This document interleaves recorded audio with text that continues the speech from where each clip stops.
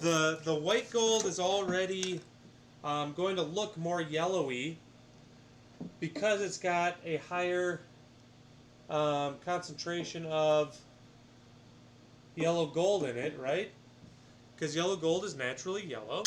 And so the way that you make white gold look more white is by rhodium plating it, because rhodium is a naturally white metal.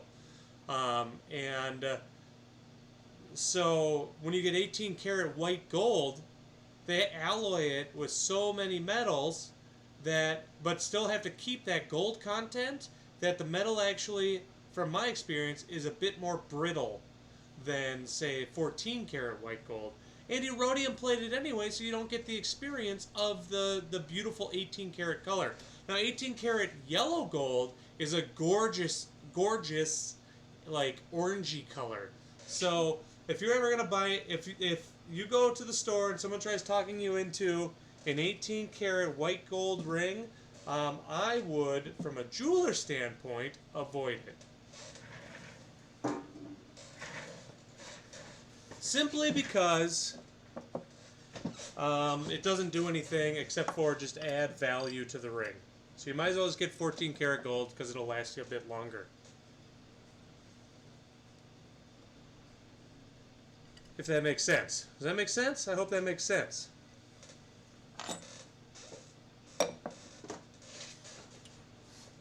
Ryan told me to sass you for offering this to me. You may have kept using it to drill holes in your metal. Ah, that'll do it. That'll do it. Okay, so we're going to try using the same piece that came off here. Let me see if I can zoom you in here. I have a manual, like, focus camera, so let's just see here.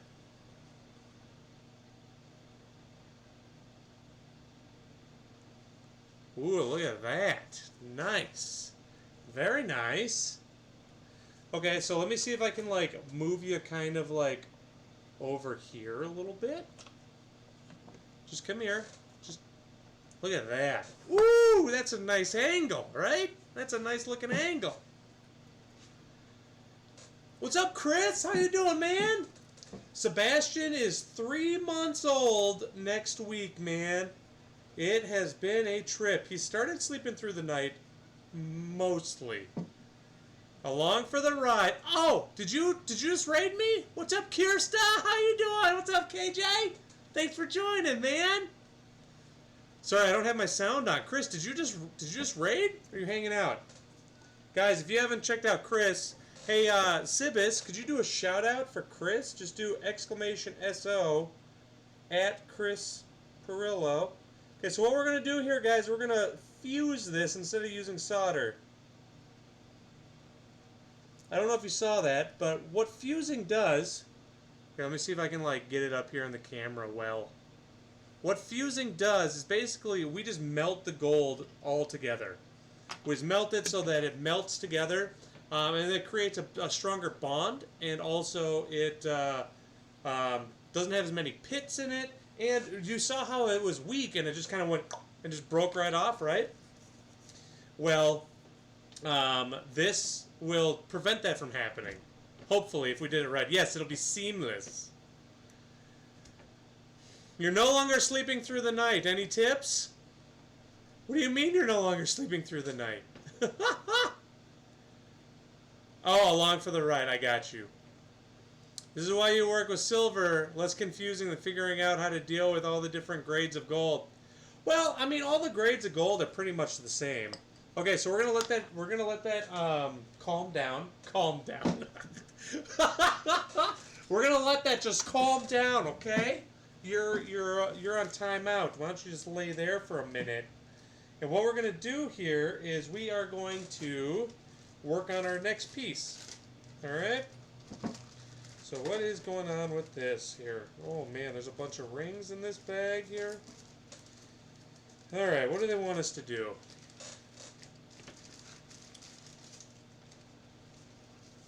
Okay, 3 rings.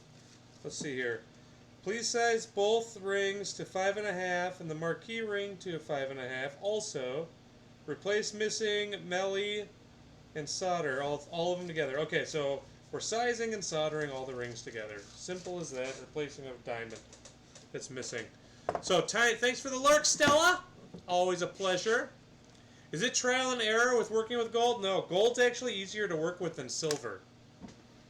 Alright, so now we got these 3 rings here. Alright, so we're going to go ahead... Ow, that's still hot. Oh, El Chow with the 23 months! Thank you so much, El Chow. I really appreciate the support, man. Hope all is well. You cannot hear the music? Okay, that's what I was wondering. I was wondering if that was a thing. Okay, let's check here. Let's check. Hold on.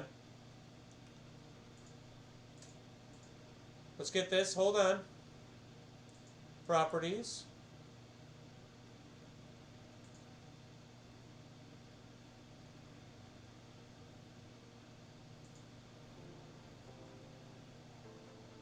Okay, does that work? You guys got some music now? We got it? It looks like we got music now. Hold, please. What's up, Alistair? We're working on some rings, man. How you doing? Thanks for joining. Alright, is the music too quiet now? Do we need to turn that up? I know my shop's a bit loud here. Let's go like that. Yeah, how's that? Is that better? Right there? How's that? I think that's better.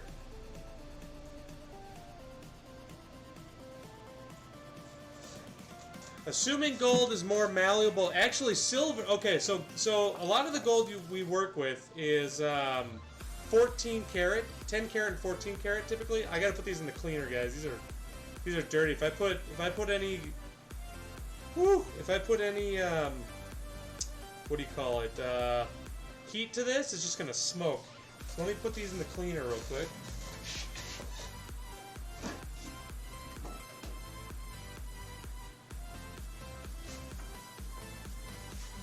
Okay, so actually, silver is a bit more malleable just because it's more less alloyed. So gold. Okay, so the way silver works is it what's the word? The whole thing has to heat up before the solder flows because silver disperses heat so well, whereas gold, the one point of gold is it just heats up in that spot and then it melts. And it doesn't disperse heat nearly as evenly as silver. You personally like celery more than carrots. Ha! Ha! White gold is otherwise difficult to work with in the amount, so they mix it with silver. Sometimes they do. I actually worked on a ring the other night that was mixed with gold and silver. But yeah, the main alloy in white gold, oh man, I don't remember the main alloy in white gold. I don't remember that at all, actually. I think no, it's not nickel, it's, oh, I read this a long time ago. But yeah, there's a specific, if they actually alloy it with enough silver, they have to. Oh my god, this is just brittle. This is just breaking, guys. This whole thing's breaking when I'm trying to bend it. What is going on? Okay, we're going to try this one more time. If it doesn't work, we're going to use solder. You prefer silver over gold? Gold just lasts longer. Yeah, there you go, Ban. Silver conducts heat a lot better than gold. You used to play Axis and Alloys. Oh my god. Okay, so we're going to try and do this again.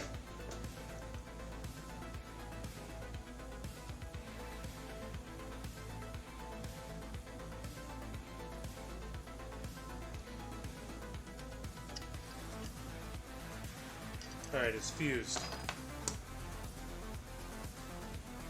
Is it copper that is a conduit? Honestly, I don't know. I don't know. You're now from the amount of gold they use had silver added when making. Oh, okay.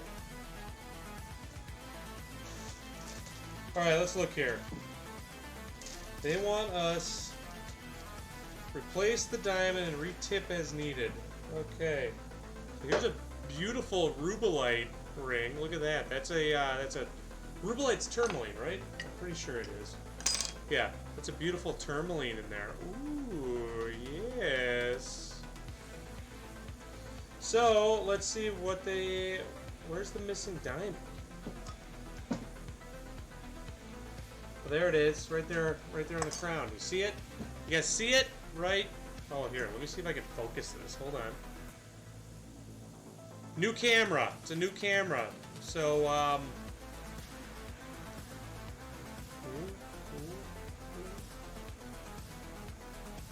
look at that. Ooh. There it is, missing right there on the corner. You see it right there? I don't know if you can. I don't know if you can see that. So now we gotta refocus. Ooh. Man, I'm digging this camera. Digging this camera.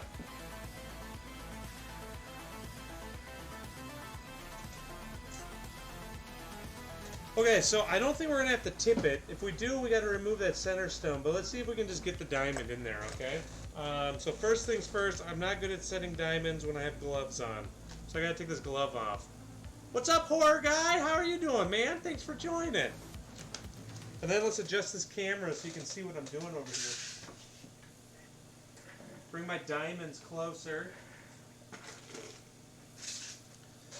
Alright, so then I'm going to kind of bring this camera over here.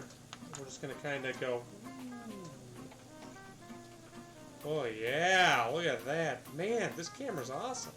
I am working on, actually, by the end of this week, I will have a, what do you call it? Here's all my diamonds. See, I don't know if they can actually see them in there. Because the light is so bright on my bench. But I have like an arm that's coming in, so I can actually move the camera and stuff and not be on a little tripod. Okay, so what we're going to do here, again, sorry, it's like auto correcting for all the bright lights in here. Yeah, I think these are the right size. So we're going to go ahead and take one diamond out. Always put the cap back on your diamonds.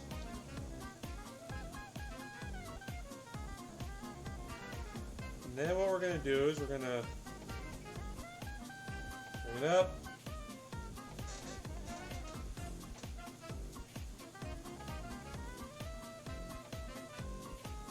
Any Mogwa? I don't know.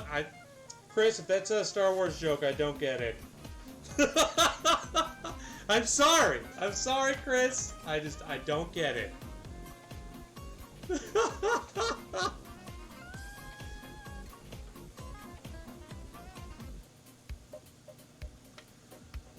Thanks, KJ. Okay, is this too... I think this might be a little small. Let's just check it. Yeah, that's a little small for that spot there. Should I see if this will work? Okay, guys, let's see if this will work.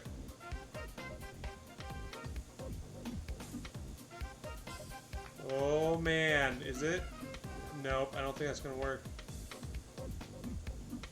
Nope, I can't control it well enough to show you. Yeah. Can't control it. Yeah, Atomic Super Geek! 9 months! Thank you so much, dude, for the support. I really appreciate that. Alright, so we gotta... How are you doing, dude? How are you doing, Super Geek? Alright, so we're gonna go up one size. So this is a .003, as you can see, written on the top there, .003. What? I haven't heard about the Downton Abbey thing. What's going on? What's going on with Downton Abbey? Are they coming out with another season? Because I am super excited if that's the case.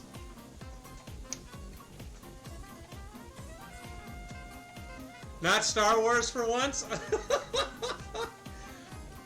Good old gremlins. Working and trying to chill. Well, I am as well. I'm working and trying to teach. Okay, so diamonds, you know how they've got carat weight on them, right? So 1 carat, they're also broken down into points.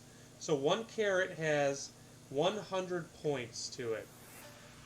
So when I am saying I'm using a .005, that is half of 1 point of a carat. So that would be, so a 1 pointer is 1/100th of a carat. So a .005 would be half of a 1 point, if that makes sense. Does that make sense? There's a new Downton Abbey movie? What? Do we go to .004? I have .0012 diamonds in here. Okay, this one might be a little big, actually, which is weird. Yeah, that's a little too big. Okay, so we gotta go back to the .003s. Now, they're kind of, they're roughly based on diameter size, but also they're based on weight. So some of them could be a little, like, bigger, circumference-wise or diameter-wise, while others can be a little smaller. So we just gotta look for kind of a bigger one in here. Ooh, that one looks big. There we go.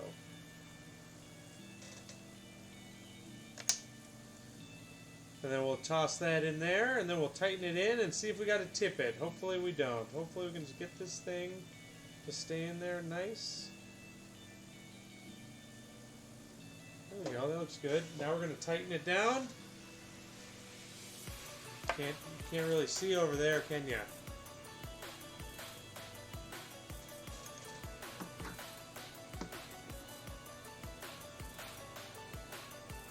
So all I'm doing is I'm just pulling a little bit of metal over the stone here.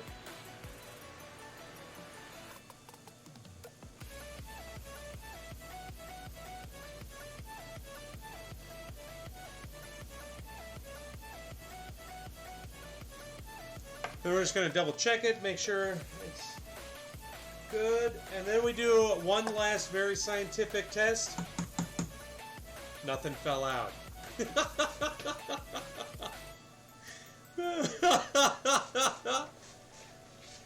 If it isn't a 20-pointer, it isn't worth it. So if you think about it, like a 1/4 carat diamond, and nothing on here needs tips. These are all fine. They're just really small. So a 1/4 carat is 25 points, and that's kind of how that works, if that makes sense. Okay, let's bring it back here.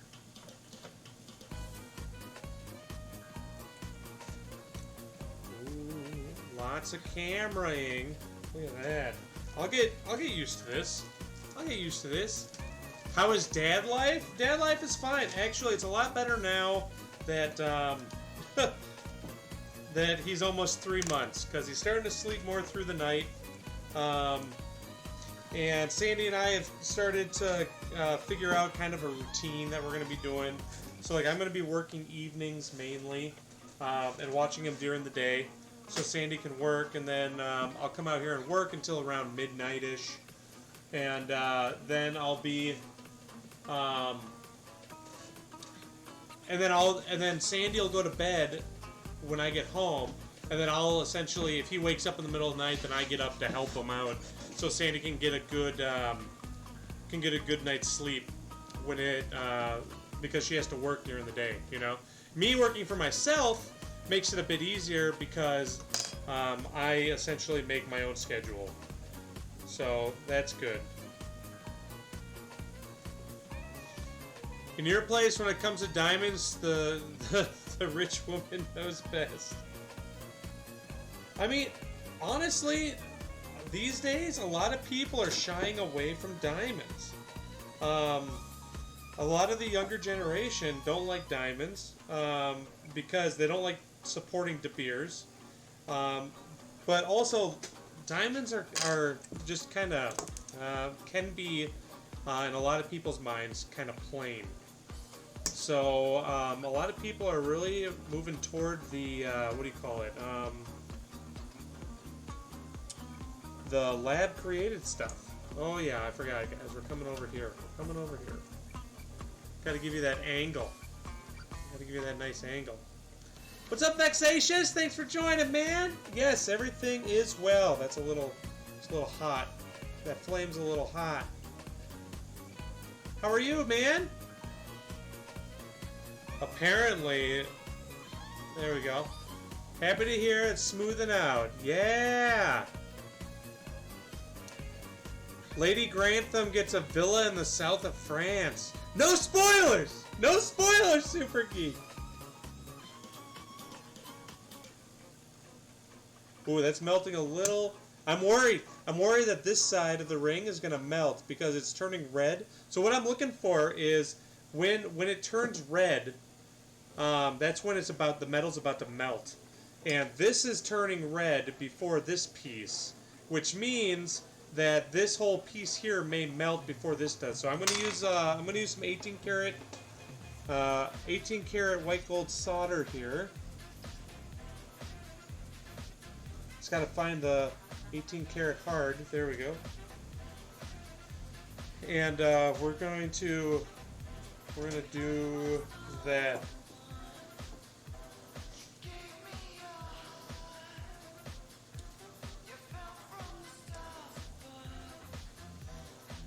And not that young, but also don't want to support the beers. Yeah.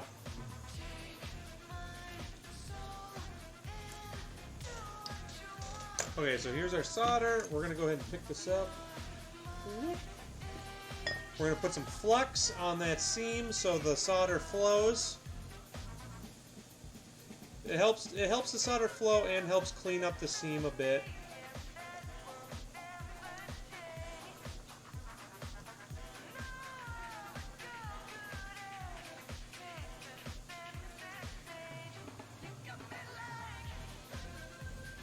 So I can't watch the camera while I'm doing this. How's it look? Can you guys like actually kind of see what's going on here? I hope you can. Abusing work from home and prepping some chicken. Yeah, that sounds good. Nothing that people already know. I don't know anything, Super Geek. I didn't even know Downton Abbey was having another thing. All right, so we got to let that cool off. And then, oh, I bet you our rings are clean now. Let's go grab those. Rocks with color are a girl's best friend if you tell them it has superpowers. Alright, let me go spray these off real quick.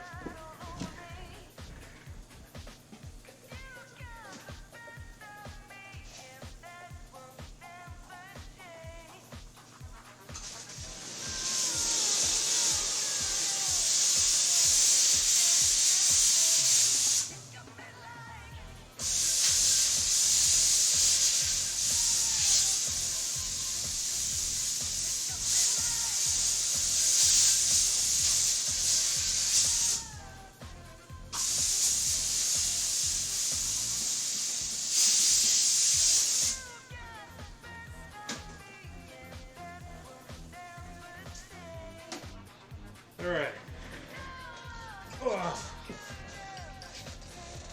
So the reason why we clean the rings before we work on them is because a lot of people don't take their jewelry off, whether it be like a chain or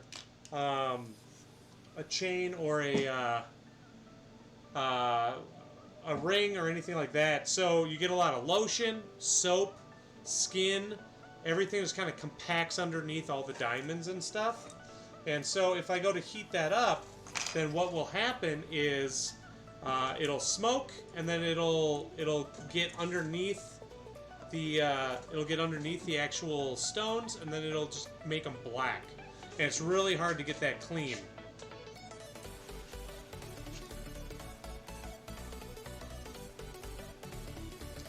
Oh, damn it, Super Geek! I said no spoilers! Alright, let's see, what are we doing to these? Size them all to 5.5, reset the diamond in the channel, and solder them all together. Alright, so which one's missing a diamond here? This one is. Alright, can you see the missing diamond? Probably not with that view, Ryan. Let's see if I can adjust this.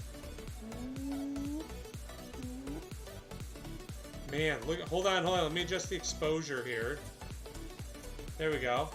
See that missing diamond right there on that channel? So we got to replace that.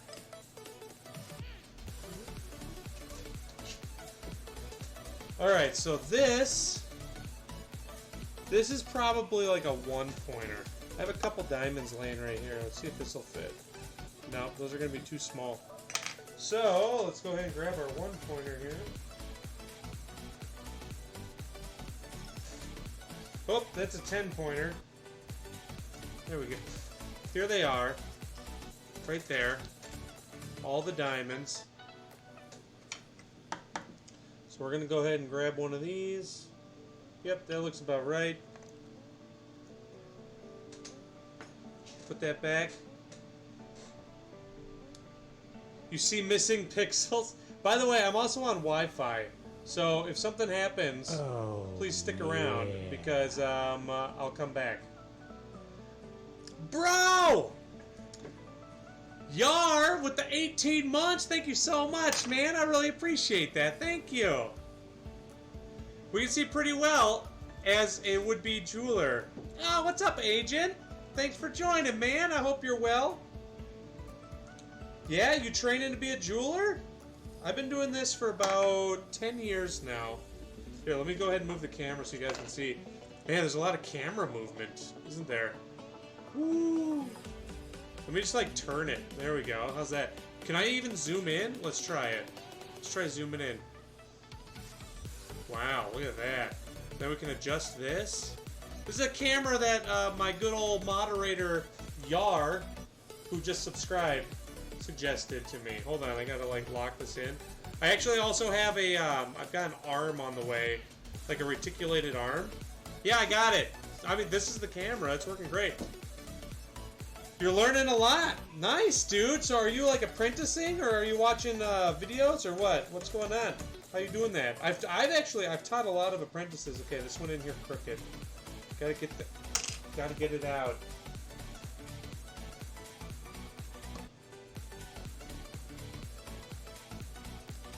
There we go. Okay, so when you're, how's that? Okay, cool. Like that? Is that a good? Is that a good angle? Good view? I guess that's as good as we're gonna get. Better than the self. You're an engineer looking to finally do something. Dude, that's what I did. I used to work on buses. I used to travel around the country and work on buses before I decided to pursue my joy of jewelry and gemstones. Yeah, I also cut gemstones. I faceted them from the rough. Yeah. Unfortunately, all those videos that I haven't streamed in a while are gone, but we'll be doing more. Okay, so here's our diamond right here. We're gonna put it in this channel here. So when you're putting a stone in somewhere, you gotta make sure you slide it into the seat first. Which means, so there's normally a spot that's kind of cut deeper in a channel, at least, like this. Sorry, the lighting is so, it's hard with it because I got a lot of bright lights in here, so it's hard because it shines. But the let me see if I can, like, get this up in here, up in here, up in here. Whoop, whoop. New camera, trying to figure this out. One moment.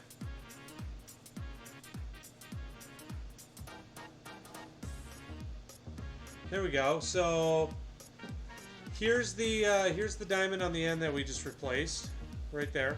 And what we had to do is we had to slide it into one side, and then now we got to tighten down the metal on the other side. All right. What's up, Akira? So let's see if we can do that. So first thing I'm going to do is make sure it's actually in there. Alright, looks good. Make sure it's not too small. Guys, I think it's too small. I think we got to go a little bigger. Okay, so we're going to put that one back. I think it's a 1.5 pointer.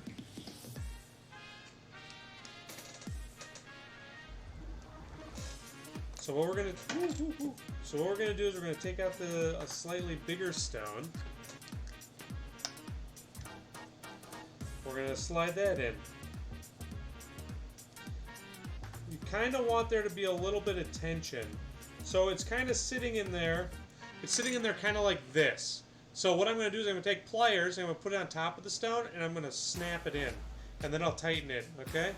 So, but you got to make sure when you're doing this that you're on the table of the stone.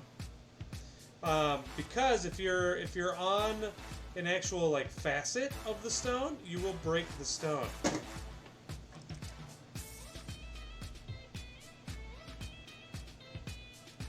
Alright, so we're actually going to flow a little bit of solder in there. Let me show you why. Okay, let's, hold on, new camera, just trying to focus you. Just trying to focus you a little bit here.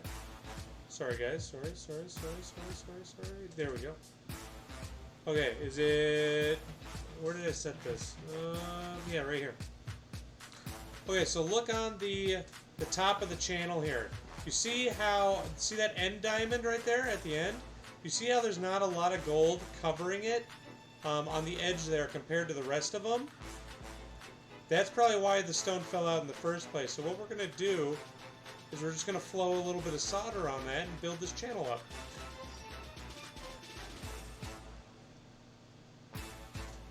In your city, they know you as a child who climbed on the roof for a ball. I mean, there's nothing wrong with that. You know? You're just a go-getter, man. You don't rely on nobody else. You don't rely on nobody.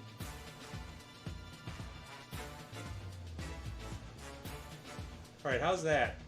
How we feeling on this? How we feeling on this angle? We good? I'm still getting used to this camera thing. Look at that. Okay. Once I get the arm, I think it'll be a lot better because then I can just move the arm. Pokes diamond, yeah. So even diamond when you're setting, because diamonds actually chip quite easily. So you got to make sure that you aren't on a facet when you go to push it down. Because I mean, it's like having a pair of high heels, right? And when you have or even a needle compared to like a flat rock. When you push down on something and it's at a point, you're putting more pressure on that spot. As opposed to like a snowshoe on top of snow, you'll stay more on top of the snow as opposed to a high heel that'll just go right into the snow. You know what I mean? Yeah, music is super serious right now. Okay, let's make sure that we're actually soldering the right side. Okay, there we go. So I'm going to be flowing solder. And you guys gotta let me know if the camera picks it up well. So I feel like I gotta like move the camera over here more so that we can actually like see what's gonna happen here. So I'm gonna be flowing solder right here on that side of the ring, okay? There we go. Yeah, real serious business here. So first thing I gotta do is I'm gonna dip it in boric acid and alcohol, and then I'm gonna set it on fire.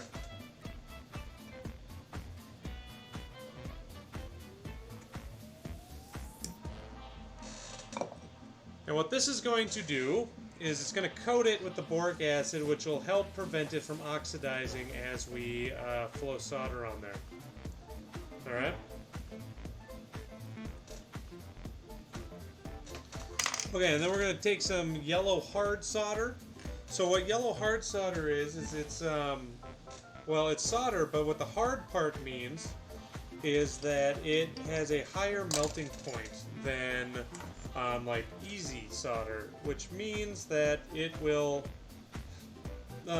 if we put heat anywhere else around here, then it won't melt as quickly as other solder would. So first I'm going to heat it up. We're going to put a little flux on there because that'll help the solder flow and kind of clean up the area a little bit.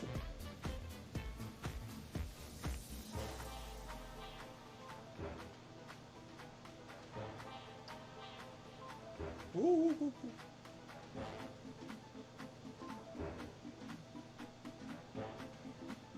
Oh my gosh, come on.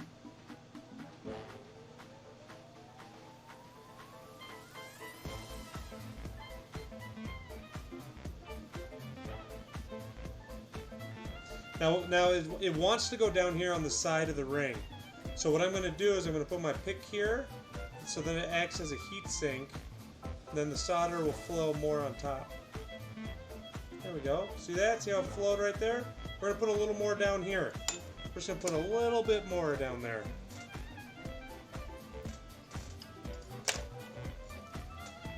What's up, Vaughn's World? What solder do I like the best?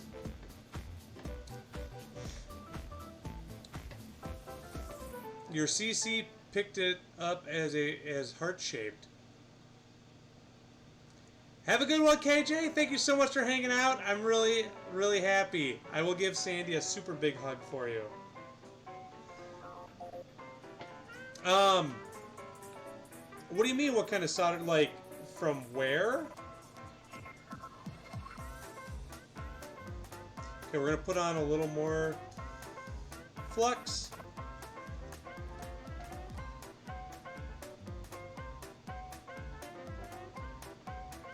Now, solder likes to go where it heats up. So what I'm doing is I'm putting heat down here at the bottom of the ring because I don't want it to go up here on the solder. And the solder will heat up, the old solder that we just put on will heat up before the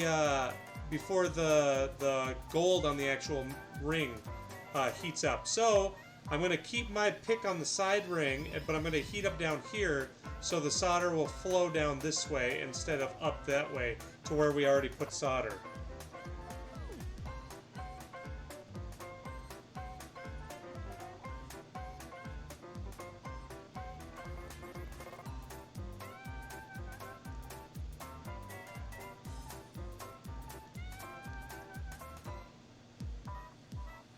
There we go. I think that's good.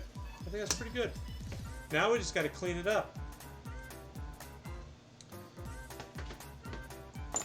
Hard. Oh, it's hard solder. So there's hard solder, medium, easy, extra hard, extra easy. It all depends on what I'm working on, Vaughn. So like sizings or anything, I try to use hard as much as I can. But like if you're doing a chain, you got to use easy. If you're soldering together, you want to use easy. Okay, so we're gonna let that cool off before we work on it. While we're letting that cool off, we'll come back to this ring. Right here. What's up? What's up, Akagi? I am doing well. It has been a while. Am I wearing pants? You know? No, I'm in my repair shop right now, so I don't want to get it super dirty, you know what I mean? Oh no, Pay! I hope you're alright, man. I hope you, well, I mean, it looks like you survived. Okay, so now what we're going to do, guys. This is you know, I should probably hook up my third camera so I can actually switch cameras pretty easily. Because then you can actually see me, like, pounding on stuff, I guess. Okay, so now we need to repair this sizing seam here, okay?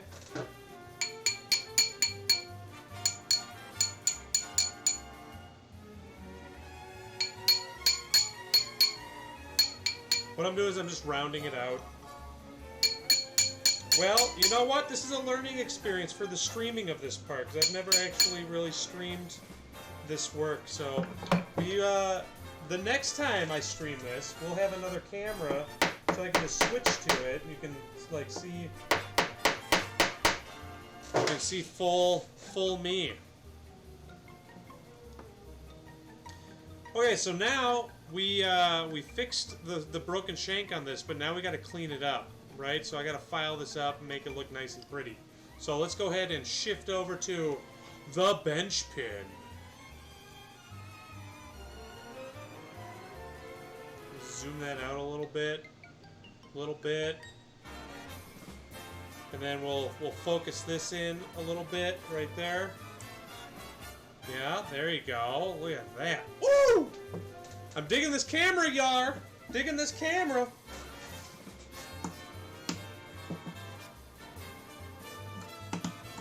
Okay, so what we got to do is we got to file this so it's nice and flat, shank-wise.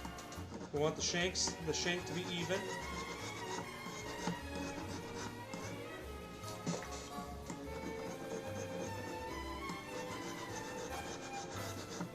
How's everyone's week so far? Everyone having a good week? I am. I'm excited to be streaming. I'm going to be actually going all day. So I got to walk my dogs around 4 o'clock. and then I'll be back on a little later, probably around 7, because then I'm going to eat dinner with the fam, you know, and then I'm going to, and then I'll be back working some more. We'll be streaming. I'll see if I can get that third camera set up too.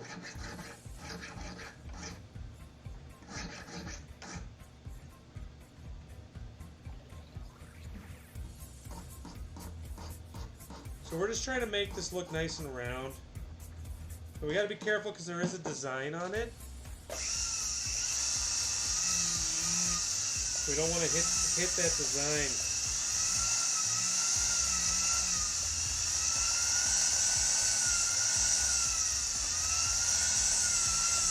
This is just a sandpaper disc that I'm using here. So it's just got sandpaper up here. Do repairs ever make you nervous? Yeah, they sure do.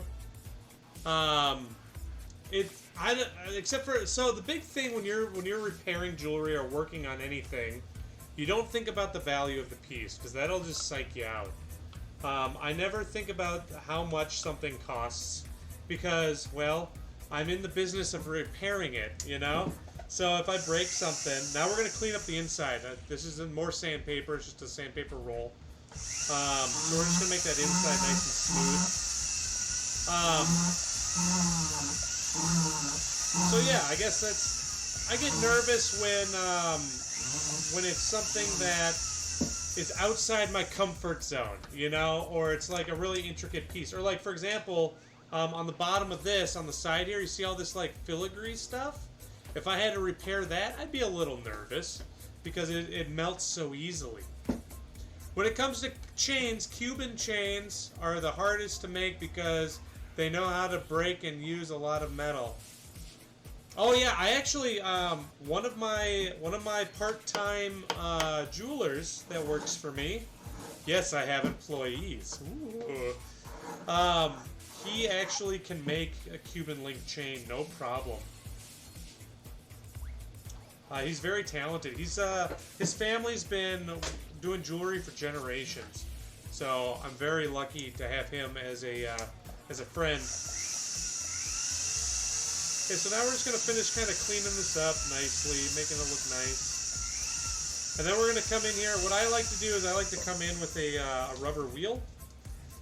Or a silicone wheel, rather. Value or sentimental value would make you nervous. Yeah, again, I don't even think about it. I think about it as, you know, like this ring right here that I'm working on, I'm sure is an old heirloom piece, 100%. But, I mean, we're fixing it. We're going to make it perfect for them so they can be happy with it and it'll last them even longer, you know what I mean? So I guess I don't think about that. And the other thing is too is if you, now we're gonna polish the inside. This is a polishing thing. A polishing brush. Hey, how do I sound? Can you guys hear me all right over my motor? Or is it hard to hear me if I talk while that's going?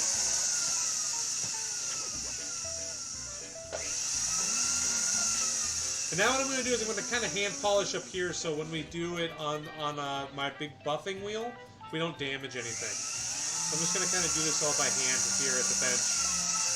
Takes a little longer, but I mean, it's better to be safe than sorry, especially for a really, really nice old ring like this. There we go, guys. Nice and fixed. Look at that. No more cracks. No more nothing. Perfect. Perfect. Alright, so now what I'm going to do is I'm just going to put this back in this job ticket here. We're going to go ahead and put that over in there.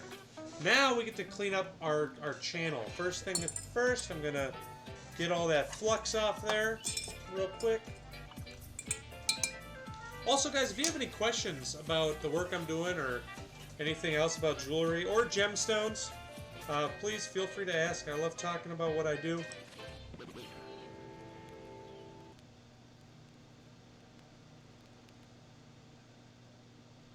All right, so now we're just gonna clean this up a bit. And what I'm gonna use is I'm gonna use the sandpaper disc. And all this is just shaping it. We're just shaping the metal to make it go with the ring. And the top there, I feel more comfortable using a file.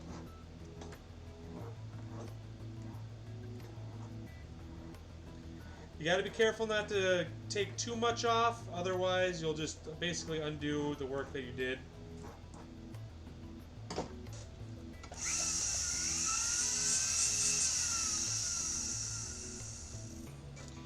Now we have a little bit of a bump. So here's the diamond we fixed or replaced right here. But we got a little bit of a bump of gold that's kind of going over it. So we got to just take a file. We're just going to take a little file. And we're just going to kind of file at an angle so that it just kind of like makes a flashing. Let me see if I can zoom this in on this. Ooh.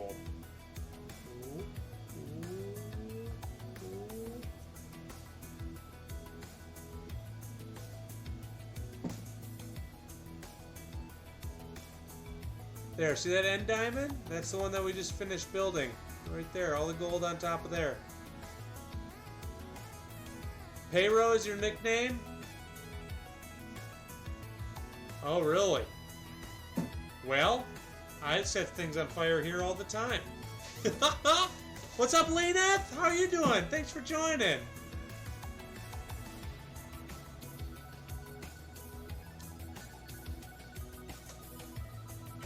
You almost set your backyard on fire. Well, I'm glad you didn't, dude. With all the fires raging around right now, I guess I don't know where you are, but at least in the U.S., all those fires going on, whew, I am very sorry for anyone caught in those areas. Do I make jewelry from scratch, from metal with inlays, etc., or do you only focus? I mean, we do custom fabrications here too. I'm not as good at custom fabricating as my partner is. He's a lot better at it than I am. So he typically handles that stuff, like that Zelda pendant. He did he custom fabricated the part that went on top of it. But yeah, we definitely make stuff too. Yep. The disco quartz on your website is beautiful. Thank you, Jack Frost. Yeah, I love it, man. Has the Munchkin shown their adorable face yet? Not on camera, actually, he hasn't. He is now, he's going to be 3 months. Like, end of next week or something like that, I think it is. Yeah, end of next week. Alright, now we got to size these guys. Remember, we got to size these down to 5.5. That's a size 7. That's a 5 1/4. And that's a 5 1/4. Ooh, pardon me. Okay, so first things first. What we do when we size down, I do not have a laser.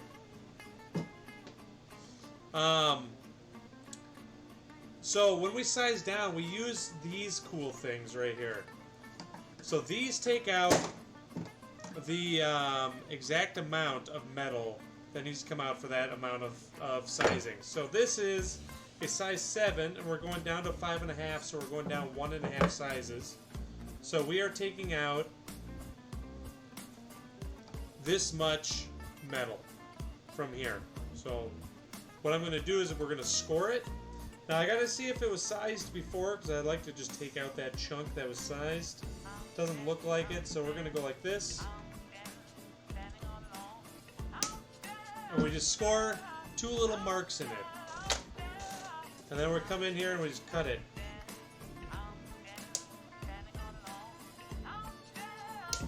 We just cut that section out, just like that. What's the smallest ring size I've worked with? I've gone down to a size 1.5. That is the smallest I've worked with.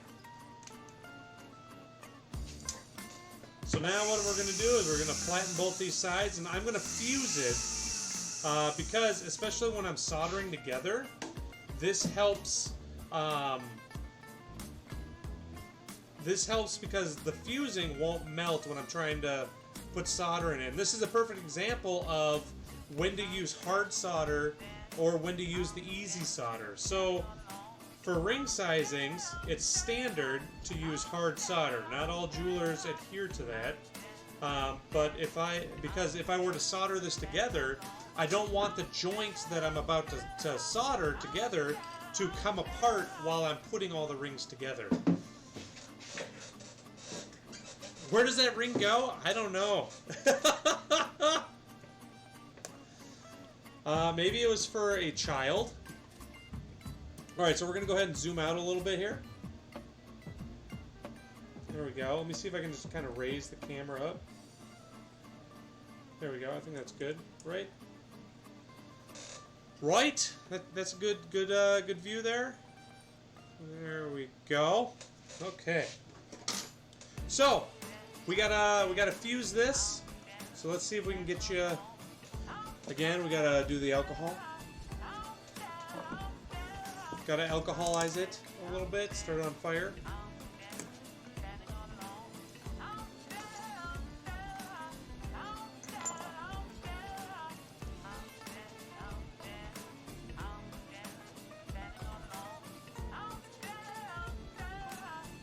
What's up, Aries? How you doing, man? Thanks for joining.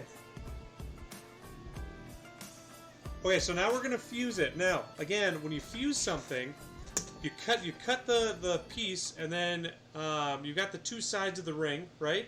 And you gotta put them together so that there's some tension, so that they're kind of. If you were to take the ring and to move the metal like this, it would go like this, kind of like a key ring, right? So when you pull it out, you put it like this.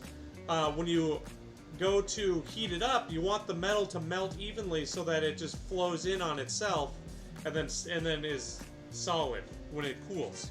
So that's what we're gonna do. Okay.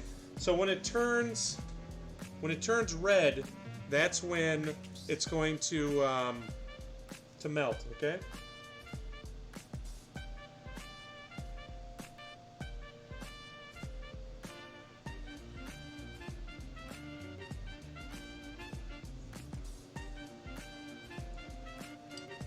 There we go. Now that was a little too much, but that's okay because we can pound it out a little bit and even that out. You see how it started to hourglass? You call that hourglassing. It's where, so what the gold will do is it'll fold in on itself and then it'll come back out away from itself.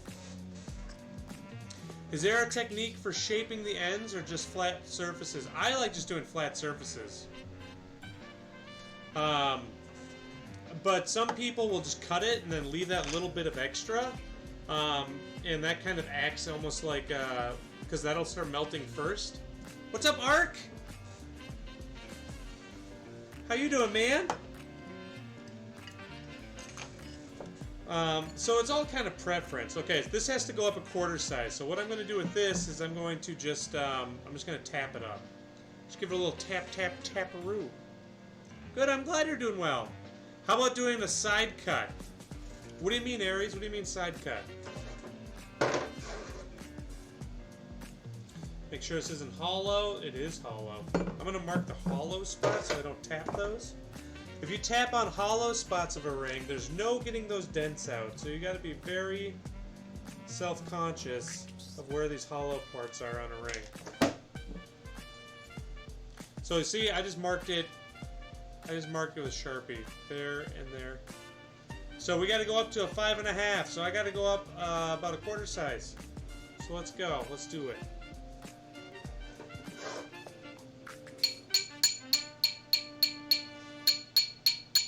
You don't ever want to tap up more than a quarter size, at least with gold. Just because the way that gold acts is, as it stretches, it starts to kind of, it's like tectonic plates. As it stretches, the gold starts to go like this. The crystal structure of it starts to kind of come apart. So you got to heat it up until it's almost at its melting point, and then as it cools, it all cools back together. So if you tap it up too much, it'll just like pull apart like old taffy.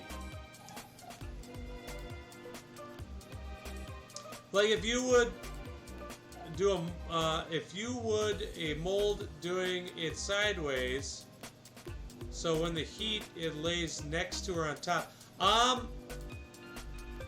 I feel like that would, you could do that, but I feel like that would have a lot of waste, and it'd be kind of hard to have that tension to make sure that it flows in. So I don't know if that would be efficient enough to do it that way. Yeah, man, I like upbeat music, Payro. Okay, this one is not hollow, and it's going up a quarter size, but it's really thin, super thin, man. Whew. So we just got to be careful how we.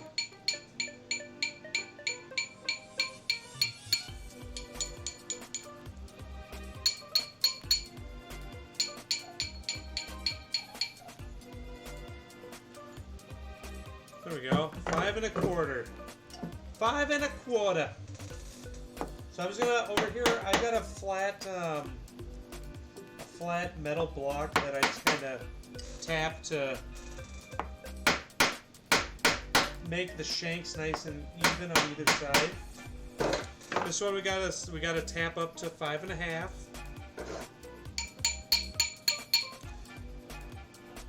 And this one's not hollow. Weird. So we only have one hollow ring out of all these. That's good.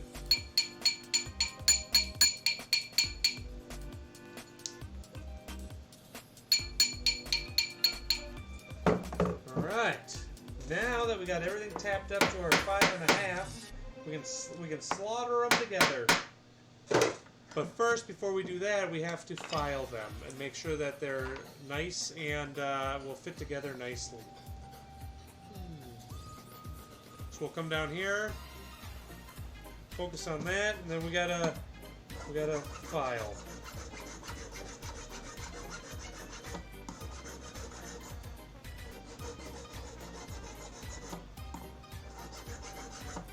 So what we're doing is we're just making sure that it's nice and flat and even, so then when we put it together, it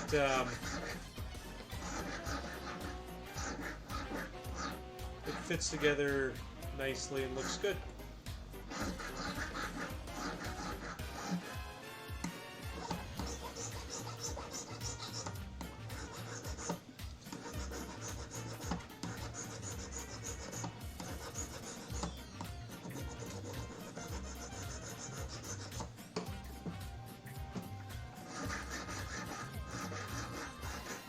So what I'm doing when I'm filing, and this is the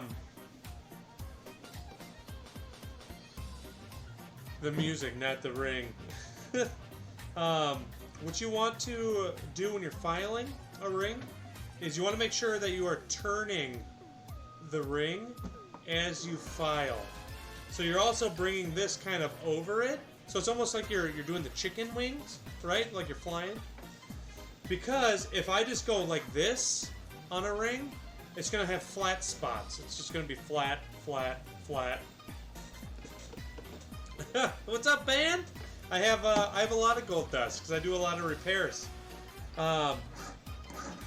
So you got to make sure you turn the ring like this as you go, because that'll ensure that you have a nice round ring. Now the inside we haven't cleaned up, so it still looks. You can see the bump right here where we sized it. Which once we do the inside, it'll look a lot better. But we got to clean up with these other rings. This is how we're efficient. We do one thing at a time before we switch tools. Got to get everything done with the same tool because, well, I'm not paid by the hour. I'm paid by the job. So the more efficient we are, the better. Did you already send out the gems people won from raffles?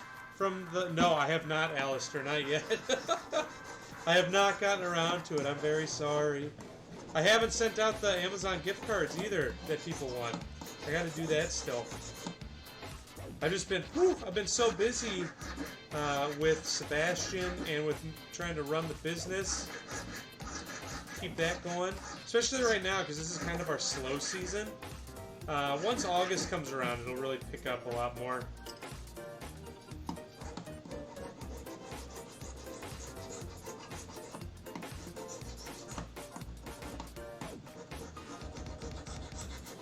So especially with this this engagement ring here, this marquee ring, we want to make sure that it's nice and flat. And it may look like I'm filing a lot, but I'm not putting a lot of pressure on it. I just kind of let the weight of my file do the work. I'm not pushing hard down. If I was pushing hard down, then I'd be making divots in the ring, and I don't want to do that. So I'm just lightly going over it because I don't want to take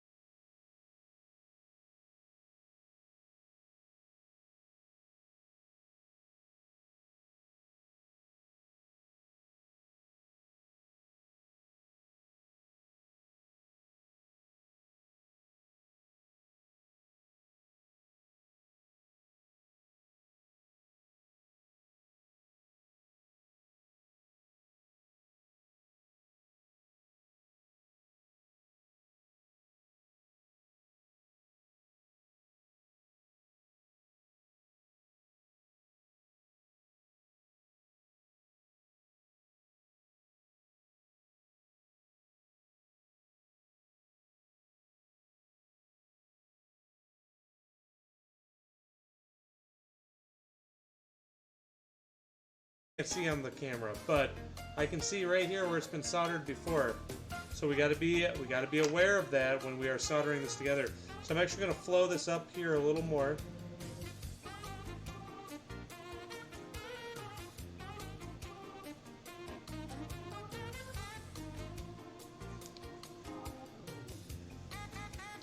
Add a bit more flux.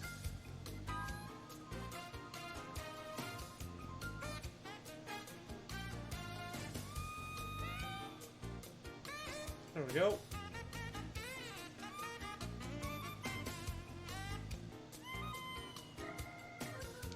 There we go. One day I'll make fruit and veggie gem facets. Well, I gotta make sure.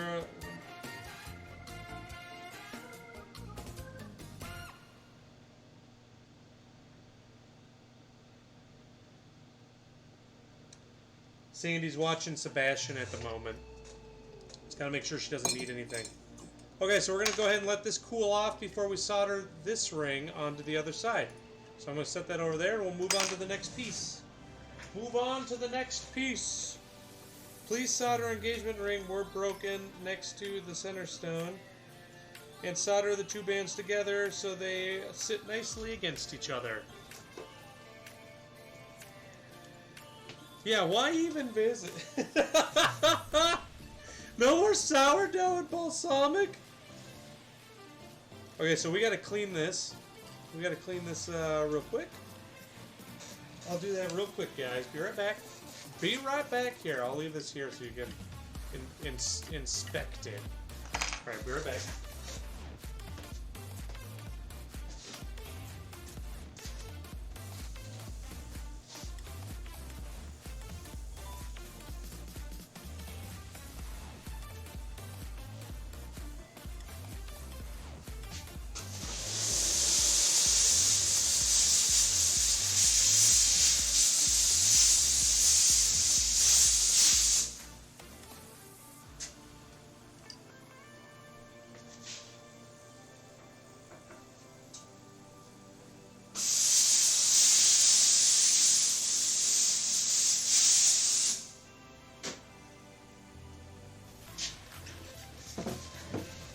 Alright.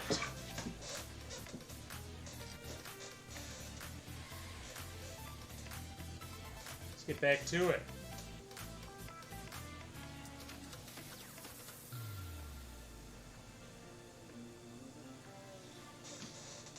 Alright, so we're going to go ahead and set this over here. And we'll work on this. Okay, so they said, oh, right there, look at that. See it? You see that break? So we got to fix that break. Now that's in a really delicate spot. The reason why it broke is probably just because it's so thin. If you take a look at where that diamond is sitting on, that bridge, that's what we call a bridge. Now, let me see if I can adjust the focus here. There we go. The bridge, it's super thin, and so that's probably why it broke. On the side of that diamond there. So we're going to go ahead and put some solder there to repair that.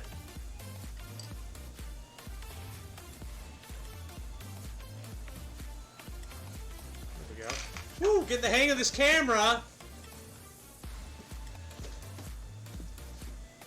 Alright, let's go. Let's do this. I'm hoping to be streaming probably next week some more gem cutting. I think we'll be cutting either a sapphire or an alexandrite next week, is what I think we're going to be doing.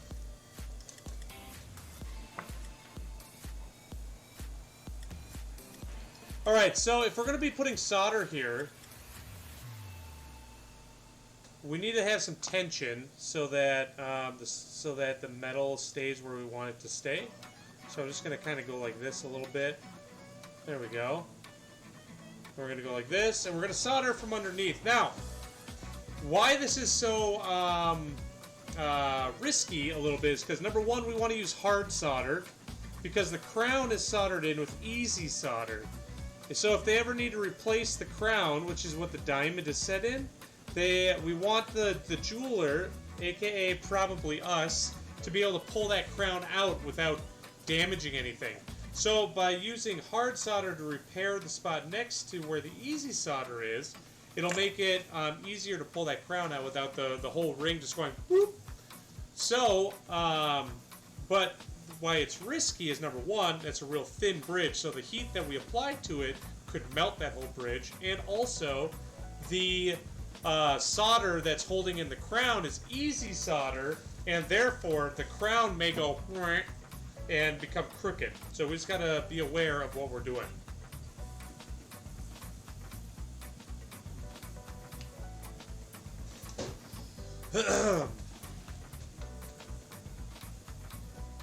Okay, so as always, we're gonna put some flux in there.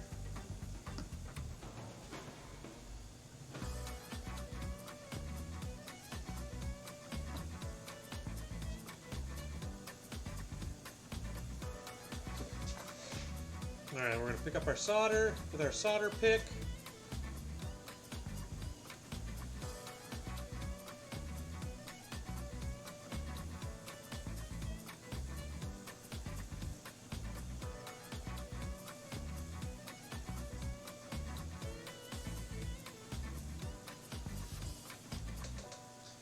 There we go. So now we'll let that cool down. And while we're waiting on that, we'll work on the next ring.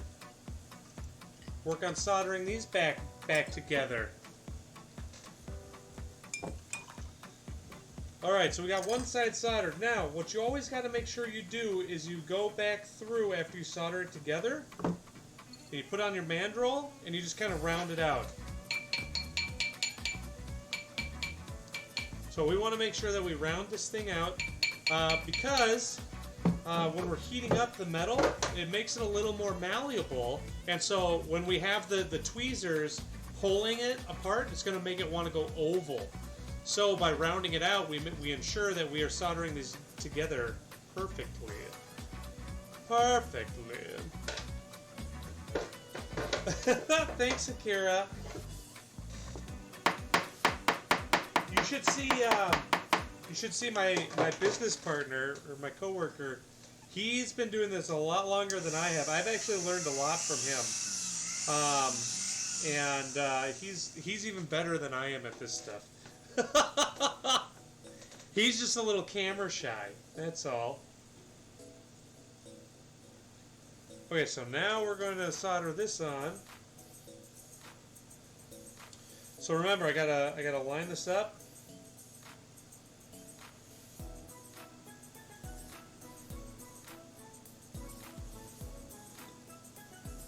That looks lined up. Make sure the inside is all flush. And again, we're going to flow the solder. We're going to tack it on both sides. And we're going to use easy solder.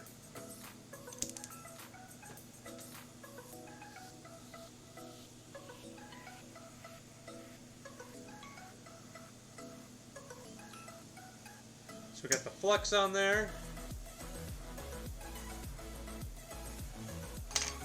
And where's my yellow easy? Here it is.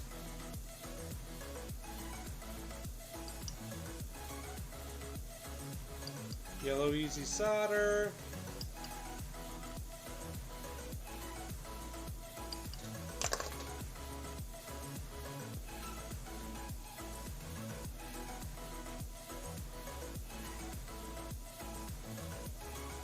Easy like solder morning? I don't know what that means, Ark.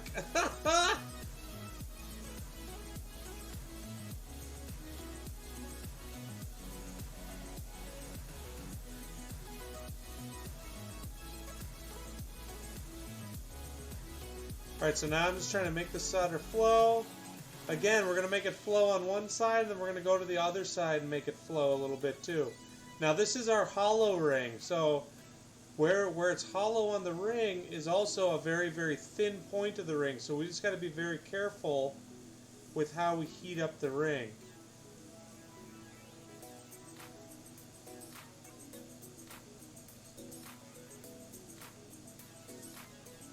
Now what happened is the solder jumped over that center ring over to this one that we've already soldered together. So I gotta put more solder on this beast. I can adjust the brightness of my camera here. So I'm trying to make it so you can see it. Easy like Sunday morning.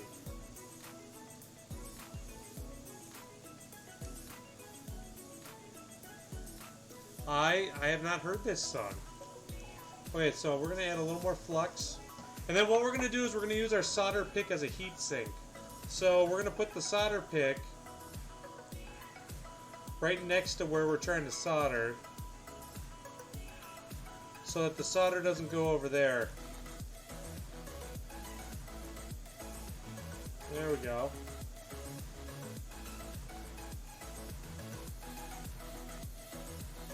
Alright, now we're going to do the other side. Look at that big chunk of flux on there. Look at that big chunk right there. Big chunker. Let's get rid of that before it causes any issues. Then we'll put more on there.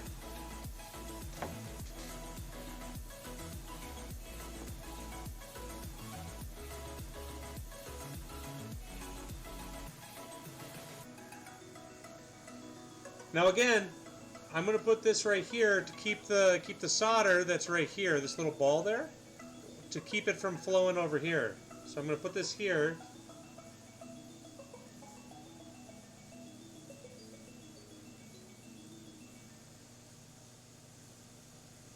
And now it's just all float on top of the ring here.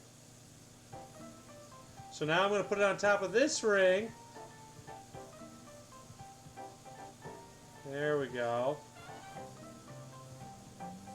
There we go.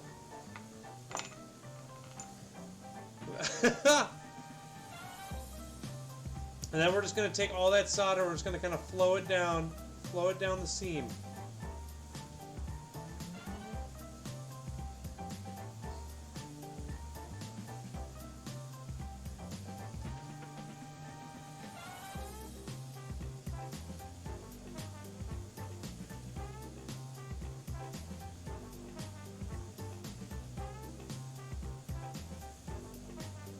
Now there's a little bit right there, but I could keep flowing it, but there's still like there's a seam on the center ring there. So we're just gonna take a little bit and we're just gonna kind of put it right there. We're just gonna put it right there on where the seam is.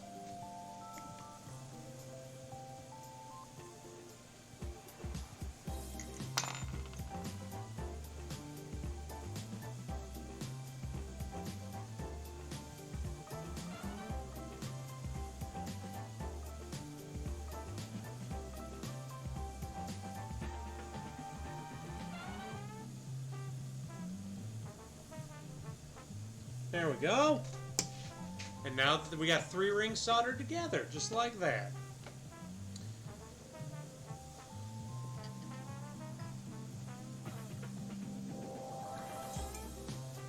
All right, so we'll let that cool down, and then we'll move on to these rings right here. Your parents had control over the radio. So did mine. That's how I became a Billy Joel fan.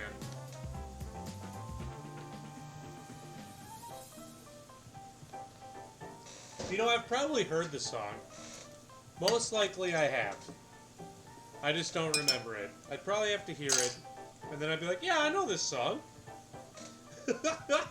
That's just how I am. Wait, let me just clean this up real quick, and then we'll solder these rings together. So all I did was just ground that out a little bit. And dropped it.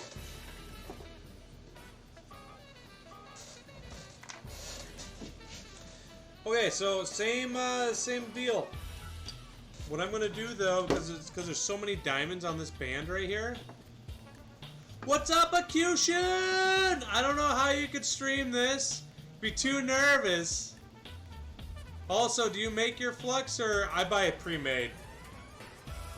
I buy it pre-made. It's just this green stuff. Green stuff that looks like antifreeze. Thank you, Ark. So what I do How you doing, Accusation? It's been a while, man. I hope all is well. I hope business is good, even though it's a slow season. Okay, so because there's so many diamonds on this beast here, I'm gonna count them to make sure that I find the center one. All right. So let's go. 1, 2, 3, 4, 5, 6, 7, 8, 9, 10, 11. I already lost count. Too much sparkle. 2, 3, 4, 5, 6, 7, 8, 9, 10, 11, 12, 13, 14, 15, 16. 1, 2, 3, 4, 5, 6, 7, 8.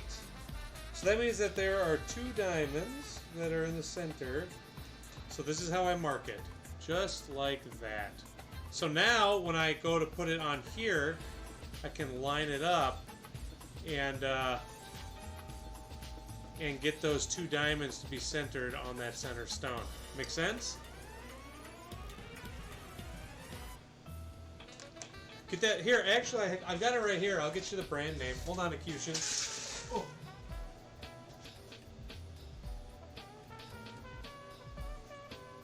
It's cut here. I'll type it in. I'll type it in. Oh, it's Batterns. Batterns is what it is. So Patterns. There you go. Batterns. That's the flux we use. All right. So what we're gonna do is we're gonna put these together. Whoop, whoop. Drop the rings.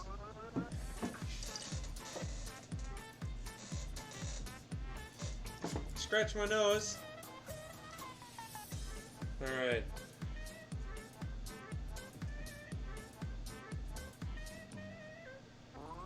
Line that up. We'll get our solder togethers right here. Make sure these are lined up here and on the inside. Because again, you want the inside of the rings to be nice and flush. Otherwise, it'll solder together funny.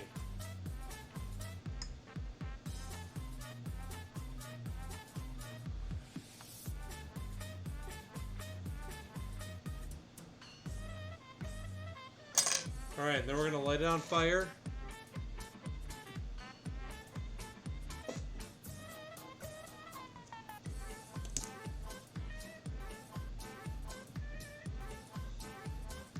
Again, what this does is it covers it with the boric acid, which helps prevent it from oxidizing.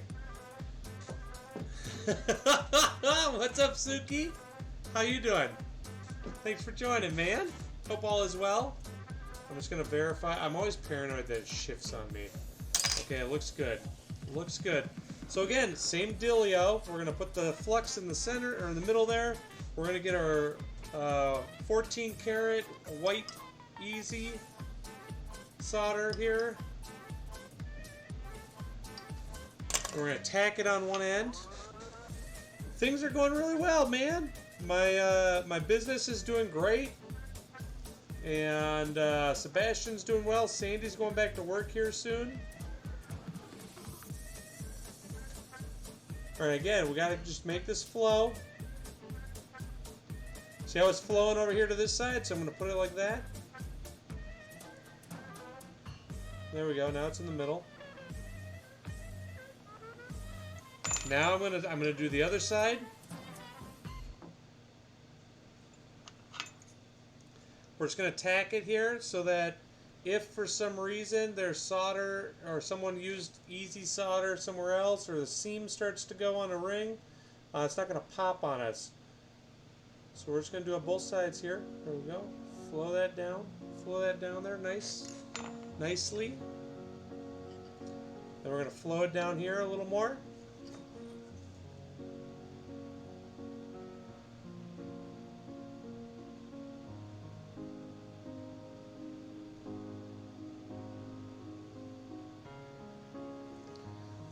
We're gonna put a little more flux here.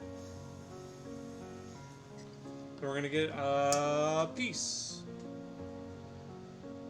Sebastian's doing really well, actually. He's getting really big. He's over 15 pounds. And he's over 2 feet long now, and he's almost 3 months. So in baby terms, that's huge for the age he's at. And he's smiling. He's not laughing yet. He's kind of learning how to roll. He doesn't have the roll down yet. And as far as nights go, he's sleeping through most of the night. He's going like, first part of the night he sleeps for a good 5 to 6 hours, and then the last part of the night he goes about another 4.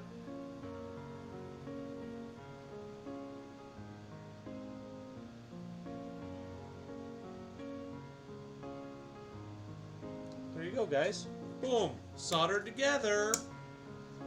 How tall is that in football field unit? Oh, he's about a quarter of a football field. About a quarter.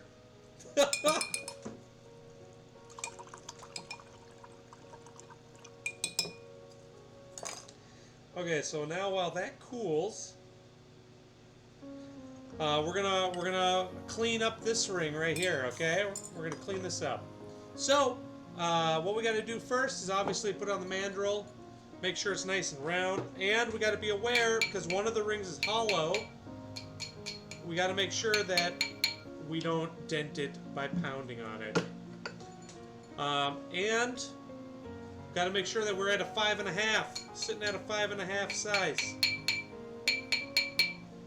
So if you take a look, here's the mandrel.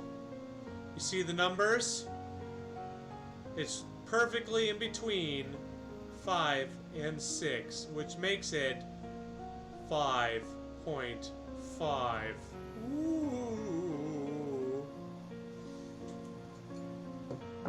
Alright, come on over here to the bench pin. That is my chest. There we go, bench pin. Let's get you nice and do we want to be more zoomed in on the bench pin? I don't know. Should we try it out?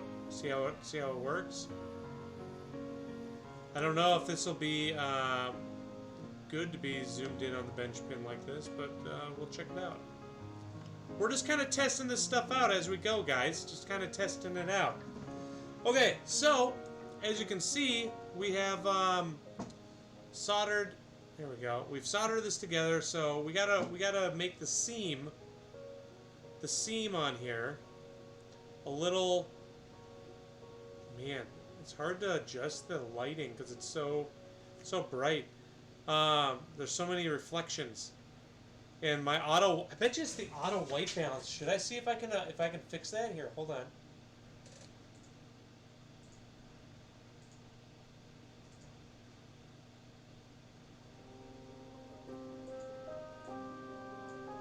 Now it looks green, right? No, I don't think that fixes it. Is it my saturation, maybe? I don't know. I don't know. We'll figure it out. We'll figure it out. Okay, so anyway, we gotta make these lines a bit more defined, right? What's up, Dole Wiz? How you doing? And we gotta solder or file up the sides a little bit, clean them up. So we're just gonna kind of clean this up here. How you doing, man? It's been a little while. It's been a grip. Did I use that term right? It's been a grip. All right. So first things first, we're just gonna kind of go like this and just kind of clean up a little bit here with our file. Not a lot. I'm not pushing hard with the file at all. We're just kind of going over it lightly, just to make sure it's nice and rounded. And then we're going to take our saw. Finally, better hours. Well, for today. I'm going to be working nights, so I'll still be streaming nights. But today, Sandy's got the day off, so she's letting me work all day. So what I'm doing here is I'm just sawing the line back in. where all that solder filled in, we're just making a line so that we have a clear definition of 3 rings. Now that center ring was very, very thin as far as width of the shank goes. The shank on a ring is the bottom band part, basically. It's the bottom half of the ring.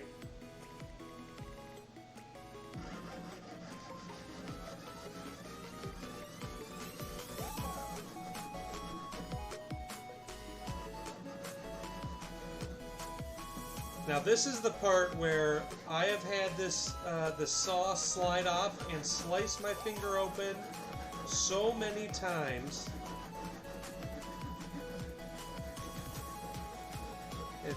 It's not, like, no joke. I've had this thing just go whoop.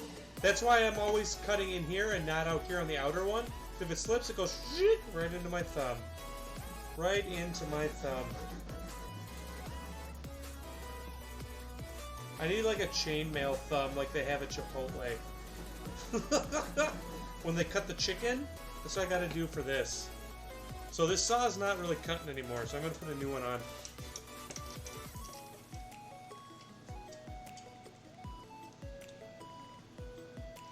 Yeah, this is how they do it. So, yeah.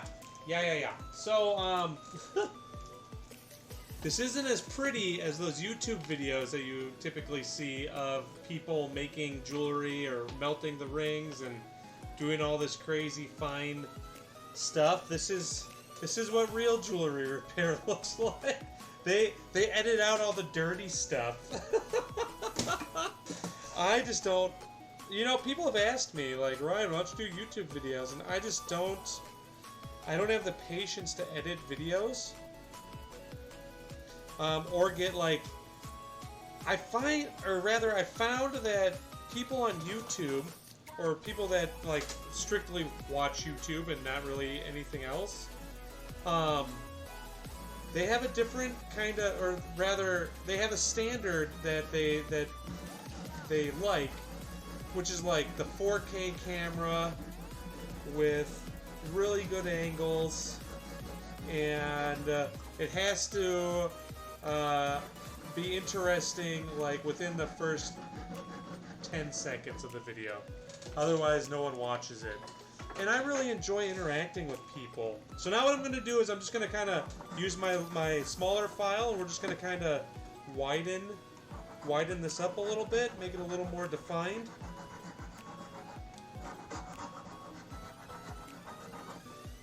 And I like to, I feel like the live streaming of stuff like this is way better and more educational, because you don't have to leave a comment and wait for someone to respond to it, or like go searching around for the answer. You can just ask me.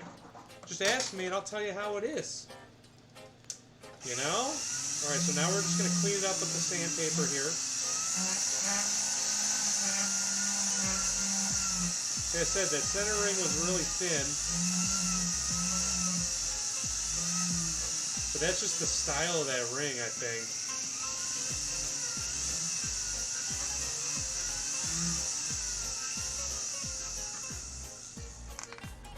And then we're going to go ahead and clean up the side.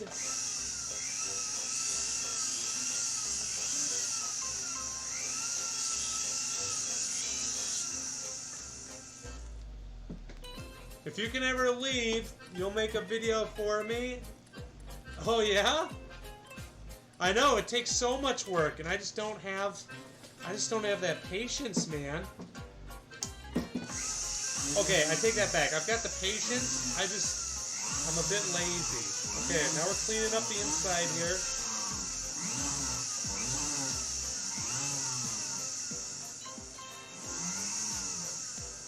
Hot. Hot, hot, hot, hot, hot. Hot. What's up, Lady Joy? How you doing, man? Thanks for joining. Ha, joining. Ah, classic.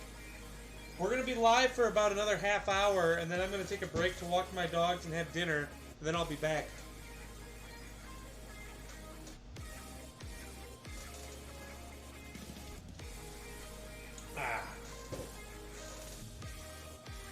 yeah, we just soldered this ring together, and now we're cleaning it up a bit.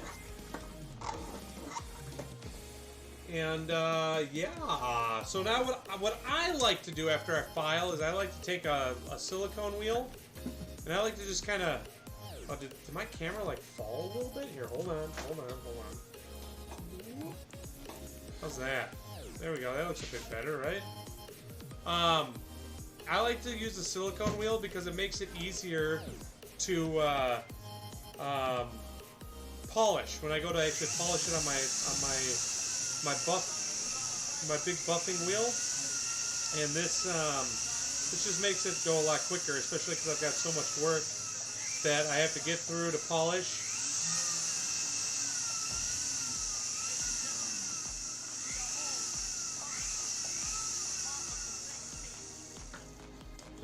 Then we're gonna silicone wheel the inside of the ring, and then we're gonna polish the inside of the ring by hand, just because I feel like by polishing the inside of the ring at the bench, I often feel like you get a better polish, just because you can be more specific with how you're polishing it. Whereas at the big buff, there's a thing that I call the finger, because it literally looks like a finger. Let me grab it.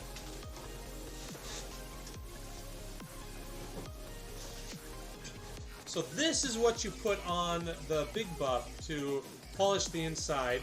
You just put the ring on there as it spins, and it polishes the inside. But so yes, you finger the ring, but that doesn't. It gives it a high polish, but not as good as I like. You know, that's not like I guess I strive for a bit better quality coming out of my shop. So I like to polish the inside at the bench, if that makes sense. If that makes sense. Can't make sense if you don't make sense. So here's my rouge. We're gonna go ahead and just go like that. Then we're gonna do the inside here. Let's brighten up that video there.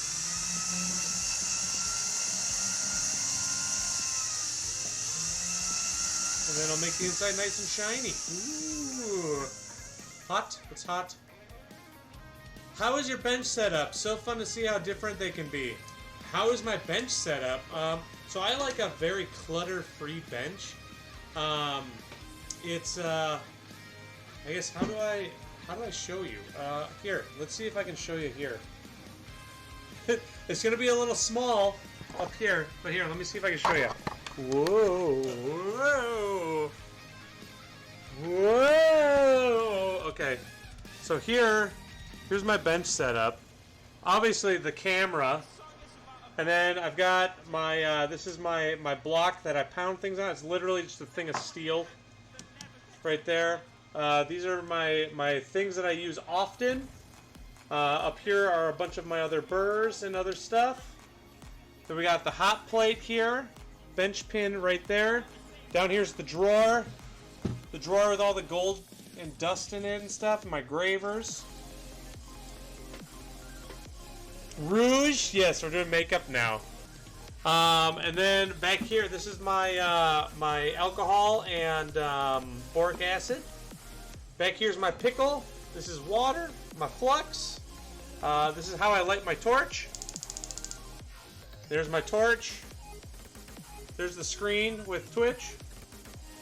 And yeah, that's oh, down here's all my tools, just hanging on the side here.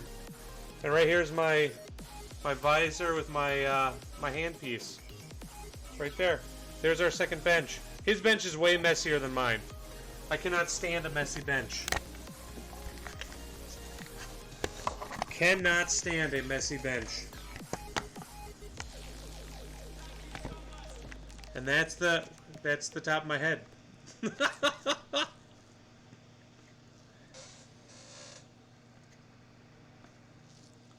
There, how's that? Woo, better. Mini torch, love them. I mean, I can't imagine using a bigger torch. I really can't. I don't know.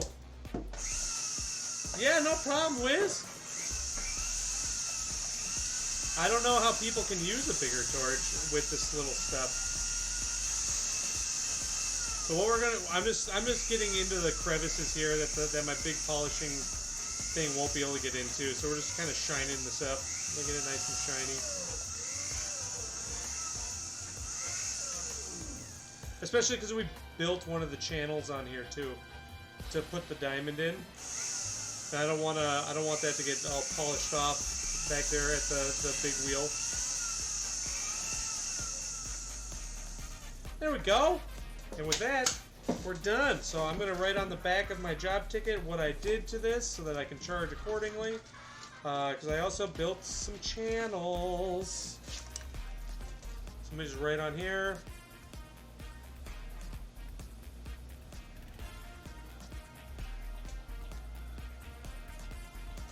Perfect. You see a Quattro polishing hood? Yes, you do. Yep, and a steamer. Yeah, man, I'm fully set up. I am. This is my job. We've got the Quattro back here with the Quattro is like a big vacuum that sucks all the dust in, and we got the steamer back there, and we got an engraving machine so I can engrave jewelry. We've got what else? We have a rhodium station. Everything. I've got everything in here. All right, what do we have next? Oh yeah, we got to clean up the other solder together we did.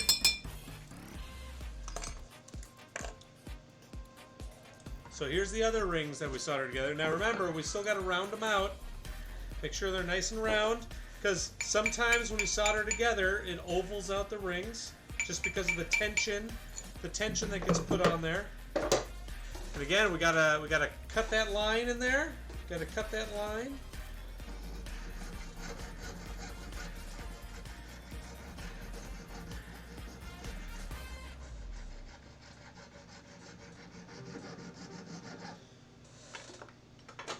And then I like to accentuate the line just by going in there with a file.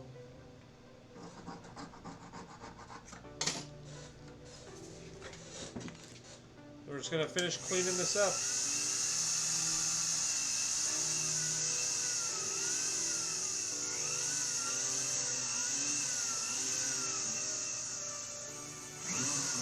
Now there are different ways. You'll see, like, if you ever go and watch YouTube videos or any other jewelers, a lot of the times they like to hold their handpiece, which is this thing, like this. Like this. I don't like doing this, simply because I feel like I don't have as much dexterity with it. So I like to hold it like it's a pencil, because I feel like you have more dexterity with your index finger than you do with your thumb being right here, you know, and your whole hand holding the thing. So here, my wrist and fingers control it, as opposed to just my wrist. You know, I don't know. I've had that not argument, but I've had that conversation with other jewelers. And that's actually how I teach my apprentices. I tell them it's not wrong. Like, it's whatever you're good at, because there are a lot of very, very talented jewelers that hold the handpiece differently than I do. I just think when I teach people, I teach them like to hold it like a pencil. Same thing with your torch. I prefer to hold it like a pencil. Yeah. Dude, Slipper Hat, thank you so much for the follow. I really appreciate that, man. Thank you. Oh, look at that. My camera just kind of like fell down a little bit. There we go. Thank you. Welcome to the Rough Crowd. How you doing tonight, Slipper? A friend of yours has a messy bench. He can have gemstones and projects all... Oh, God, I hate it. Yeah, I cannot stand a messy bench like that. Oh, thank you so much, Suki, for the 5. And have a good lurk, dude. Have a good lurk. Thank you so much. I really appreciate the support. Yeah, like I said, I mean, it's not wrong to hold it the other way. I just feel like you have more control over your handpiece and the torch if you hold it how you write, basically. Because when you write, when you write, you can't hold a pencil like this and write well. You hold it with your fingers because you're more dexterous with them, right? And so that's why I prefer to do it that way. Okay, so before we send this back, we're just gonna make sure all the stones are tight.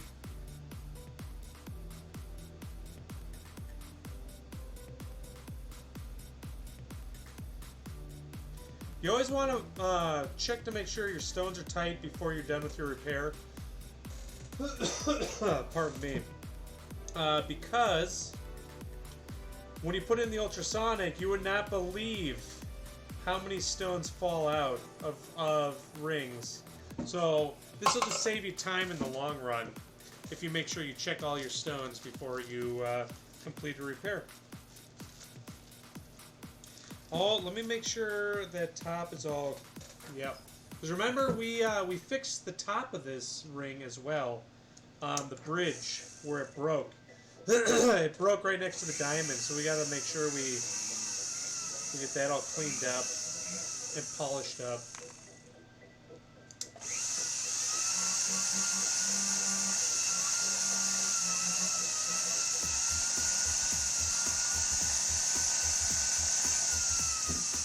There we go. When you polish, say, the inside of the ring, you tend to hold it the other way, but if you're carving a gem or cutting a seat, I prefer to hold it the way... Yeah, exactly, right? Nothing would ever fall out in the ultrasonic. What's up, Meredith Spawn? Yeah, I've got this thing that I call the sparkle box. Here's my sparkle box. And what I do, everything that falls out in the ultrasonic goes in here. So diamonds and sapphires are in here. These are all stones that have fallen out of rings that I work on. So I tend to pick from here before I go into my organized stock of stuff. No, it's not a magnetic box. Just a regular one. Alright, let's see what they want us to do here. Please tighten stone. Alright, so let's look for some loose stones, shall we, guys? So the way you look for a loose stone in a ring... Yeah, retirement fund. The way you look for a loose stone is you get the light to reflect off the table. The table of a stone is the flat part on top. And what you do is you get the light to reflect off of that, so it's like a white sheen. Right, so like kind of like when you look out over a lake, and it is early morning and it's just a bright light. You can't even like see the water; it's just bright, reflecting off the surface. That's what you're doing. That's what you're doing with the stone. Is you're getting the light to reflect off the big table surface of it, and then you just take something and you just flick up and down on the side of the stone. And what you're doing is you're looking for that light to just kind of move. If the light doesn't move and it just stays a straight sheen, then the stone's not loose. So what you do is you go like this, so that one's loose, that one's not, that's not, that's not, that one is. That one's really loose, actually. I wonder if I can get the camera over here. I have an arm coming in, so soon, guys, I'll have a reticulating arm that I can just, like, stick right over the top of this. Should we see if I can... Here, hold on, let's try this. We're gonna try this. We're trying something crazy.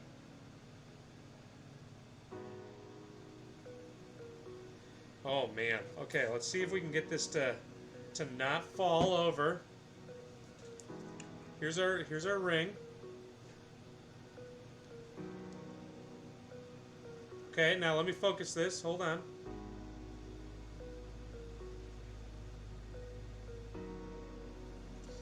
It might be too shiny. Okay, let's see. See if I can show ya.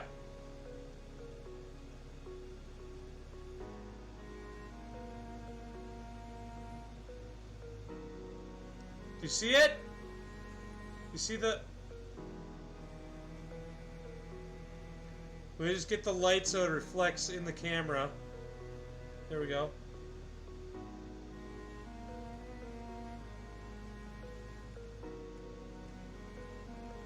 You see it moving?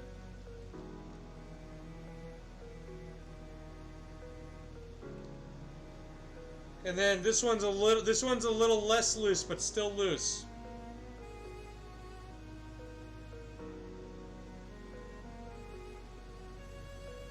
I don't think I can get it to show. It's not as loose. What's up, Jackpot? Thanks for joining. Yes, thank you, Lady Joy, for the suggestions of the camera angles and all that too. You and Yar have given me really good ideas, and so I'm very excited to get. It should be end of next week when I get the actual what do you call it? Arm for the camera. Okay, so now what we're gonna do is we're gonna tighten it. So there's a couple ways that we can tighten this kind of ring here. So there's two prongs on either diamond, on either stone in the center there. So what we can do with those is we can take a pair of pliers and we can pull them together. We can take a pair of pliers and pull one a little bit more over the stone, or since they're on the ends here, we can tighten in the channel here a little bit too. In my experience, it's a lot more secure to tighten it with the prongs as opposed to the side channel. Because with the channel, you gotta like stick something in there and pull a little metal over, and that metal is more likely to come off as opposed to pulling the prong over and having that tension on there. So what we're gonna do is we are going to pull the prong just over a little bit, okay? We're going to do that on both of them. We're going to check it again. Nothing, nothing, nothing, nothing, nothing. All tight. Perfect. That's how much the stones wiggle in your earrings? Oh no. Be meeting with an employment specialist. Ooh, there you go, Hikira. That'll be fun. Congratulations. I hope all goes well.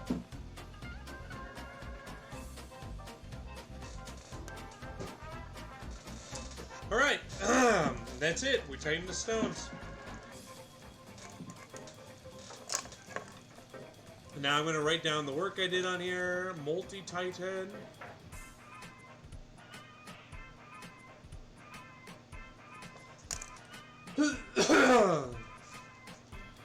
It'll be in 10 minutes. Well, it's perfect timing, Akira, because that's when I'm going offline for a little while. Please resize to an 8, refurbish. Also, can you tell me if this is a mined versus lab created stone?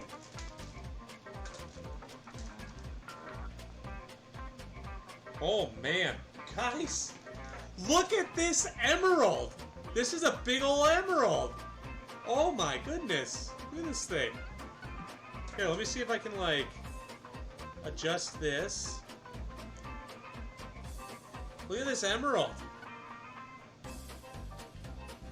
I'm pretty sure this is a mined emerald, not a lab created emerald. What's up, Jezebel? Yeah, look at that. This is set in a silver ring. That's not too bad. I like this. I kind of like this. This is enormous. Yeah, man. Look at that. Ooh. Ooh, yeah. Looks like moss agate. I think this is an emerald. Based on those inclusions. Ugh. If I can get this off.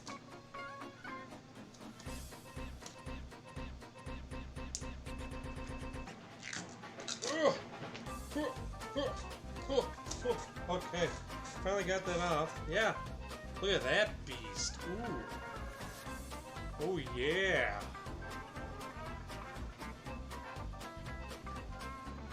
I'll probably be back on around 7 o'clock. So my normal streaming time is probably when I'll be back on. It's just like from the Emerald Ruby combo stuff from North Carolina. I mean, it's really green. And it's kind of cool that someone faceted this. Normally, you don't get people that facet this stuff because it's not. A lot of people that facet don't like to spend their time faceting something like this. Let me see if I can adjust the camera here. Oh. Yeah, look at that. Oh man, manual focus cameras, am I right?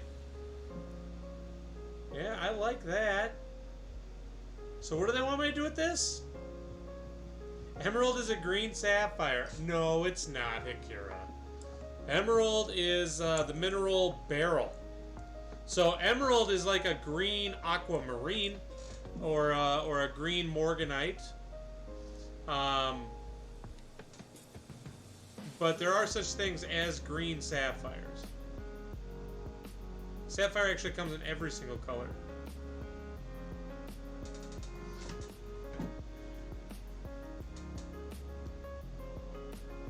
Oh no!